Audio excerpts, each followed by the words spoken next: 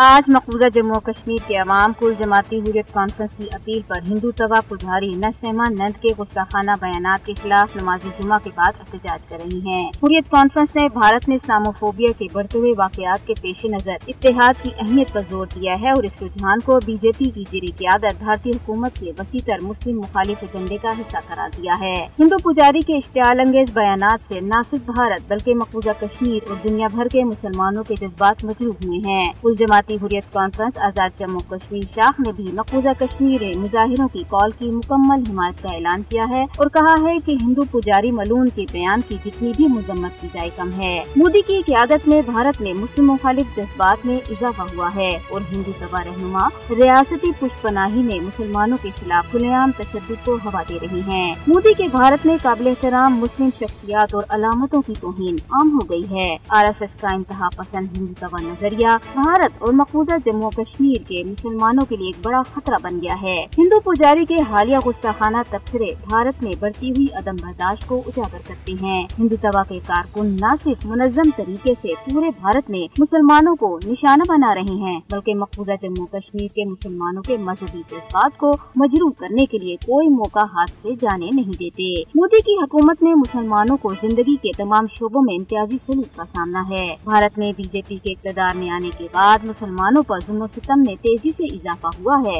اور مسلمانوں کے خلاف بڑے پیمانے پہ قتل و غارت اور مسلح جارحیت کے مطالبات خطرناک حد تک جا رہے ہیں۔ بی جے پی RSS کے رہنماؤں اور ہندو پجاریوں نے حضور صلی اللہ علیہ وسلم کی شان اقدس میں گستاخی اور قرآن پاک کی توہین اپنا وتیرہ بنا لیا ہے۔ مودی حکومت کا انتہا پسندانہ ایجنڈا جنوبی ایشیا میں امن کے لیے سنگین خطرہ بنتا جا رہا ہے۔ دنیا کو بھارت میں بڑھتے ہوئے اسلاموفوبیا کا نوٹس لینا چاہیے اور بھارت اور مقبوضہ کشمیر میں مسلمانوں کے حقوق کے تحفظ کے لیے فوری اقدام کرنا چاہیے۔